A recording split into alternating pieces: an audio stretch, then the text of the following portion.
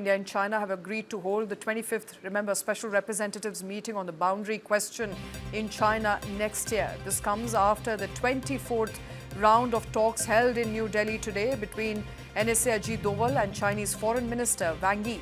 Following the meeting, the Chinese Foreign Ministry has called the discussion on border issue as well as bilateral relations fruitful.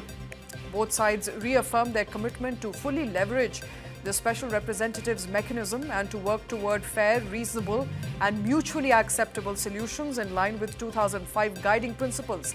They also agreed to strengthen border management and control to maintain peace and tranquility along the frontier, while also exchanging views on major international as well as regional issues of common concern. Chinese Foreign Minister Wang Yi noted the importance of consensus reached during the Xi-Modi meeting in Kazan, which set the direction for improving bilateral relations between the two countries as well as handling of the border issue. He added that since the beginning of this year, relations have entered a steady development track, with the border situation now stabilizing and improving. My colleague Kartikeya Sharma joining us with more insights. Kartikeya, a clear signal there by the Chinese Foreign Minister that situation is improving with China. Absolutely. Let me just take you through a couple of parts of the statement which have come out verbatim.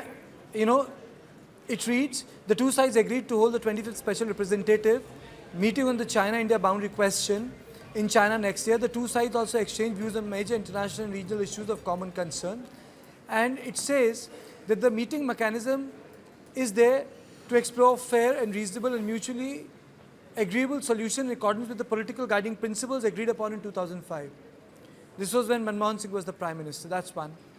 Now the second important thing is, it goes on to say that the important consensus reached during President Xi Jinping's meeting with PM in Kazan has charted the course and provided impetus for back-to-top improving China-India relations and properly handling the border issue.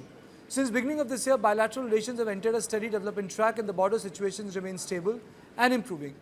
As two major neighbor and developing countries, China and India share common values and extensive common interests. Now, before that, China also stated that the global south can be led by both China and India. And this comes in the wake of China providing all help to Pakistan during Operation Sindoor. So the question is, why is it happening? It is happening for simple reason. One, because of the unpredictability of the American foreign policy.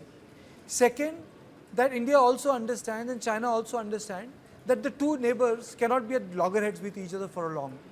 There have been some concessions that have been made for India, for example in rare earths, the tunneling material, fertilizers which we require. So in a way it will be mutually beneficial because India also imports a lot of things from China and it helps the Chinese export because it's a manufacturing country.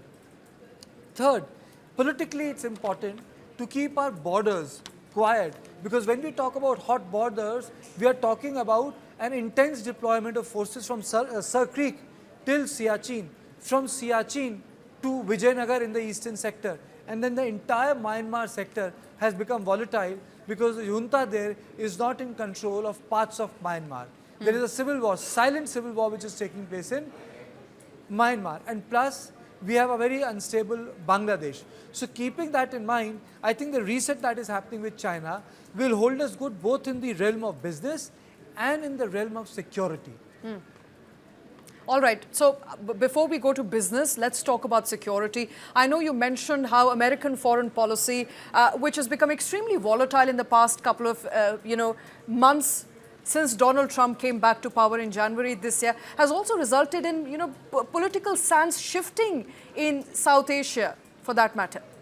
Absolutely. You see, Americans have straight away targeted the Indian government. I know there's an expectation of the electorate from the government because of Howdy Modi event that took place in Texas, and then the event that took place in Motera in 2019 elections in India. So there are heightened expectations, but the fact is the American administration has positioned itself against multilateralism. People important to Donald Trump's scheme of things, day after day have been speaking directly in context of India, that if India wants a strategic relationship, India needs to behave strategically, or needs to be a strategic partner, or needs to behave in a way which suits the strategic interest of the United States of America. Now, if you look at through the naked eyes of diplomacy and security, what is happening? America is cutting deal with two global powers, which is Russia and China, at India's expense. Their trade with Russia has gone up, their trade with China has gone up, and Americans are pushing India. So what India is doing is pure play strategic autonomy at display. We are having our own deal with China, we are having our own deal with Russia, despite the fact that we have a running feud with China. Galwan has happened, and in Operation Sindoor, one of our senior military officers said we were not fighting one country, maybe we were fighting 2 to 3 countries. But then this is called the necessity of global politics. This is called how necessity is more important than even what you think is important in terms of value, because by end of it, what comes first is the interest of the nation. Absolutely. And Wang Yi also referred to the Kazan consensus, and I think it's important to highlight to our viewers right now, what was the understanding back during when, Xi and Modi met in Kazan, because that was also a pivotal moment.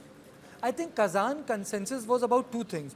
The Kazan consensus was about to actually negotiate, talk through the guiding principles of 2005.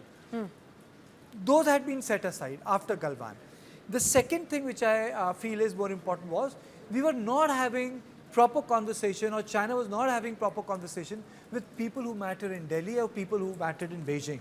And I think the third and foremost is that there's a perception issue with China when it comes to India, and there's a perception issue in China about India. There's a hostility because the impressions are also guided by the Western discourse.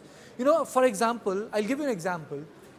Despite so many wars, despite active pursuit of terrorism, almost all prime ministers have given benefit of doubt to Pakistan.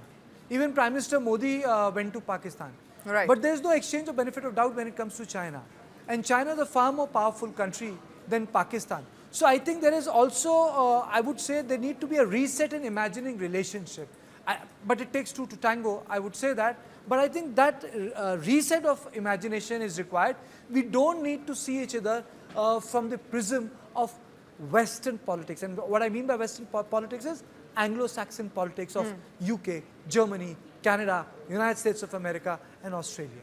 All right, and I think that prism is also being widened for that matter, since both countries are actively engaging. Before I let you go, this is also setting the stage for Prime Minister Modi's visit to China for the SCO meeting. Absolutely. Though I would say that Wang Yi is going to be in Pakistan, and there's a hyphenation which a lot of people must be feeling. But then, it is also in India's interest to keep our neighborhood peace. If our neighborhood is in turmoil, then India can never achieve its economic targets. Ultimately, what makes us so different, Shweta, from Pakistan, Afghanistan, Nepal, Bhutan, Myanmar, Maldives, Sri Lanka? It's our economic strength. It's our human resource strength. What we really require is manufacturing strength, which gets also reflected in the defense sector. I think that is what everyone understands. That is why this whole slogan of Atmanirbharta has been there. But I think it will take some time. But for now, India has cut its losses with America and reset relationship. We have done reset with Mali. The Prime Minister was there. There is some sort of a reset happening with China. I think it's very good. Absolutely, very good. And as far as trade is concerned, China also has a $100 billion trade surplus with India. So it is in India's interest to look for alternative partners on the back of Trump tariffs. Even if the additional tariffs don't kick in, the 25% tariffs on Indian imports stay. And I think China will prove to be perhaps a reliable partner there. Thank you very much, Karthikeya, for setting the stage for that big story, which will unravel in days to come. India-China relations getting an upbeat there on the back of the FM Wang Yi's visit to India.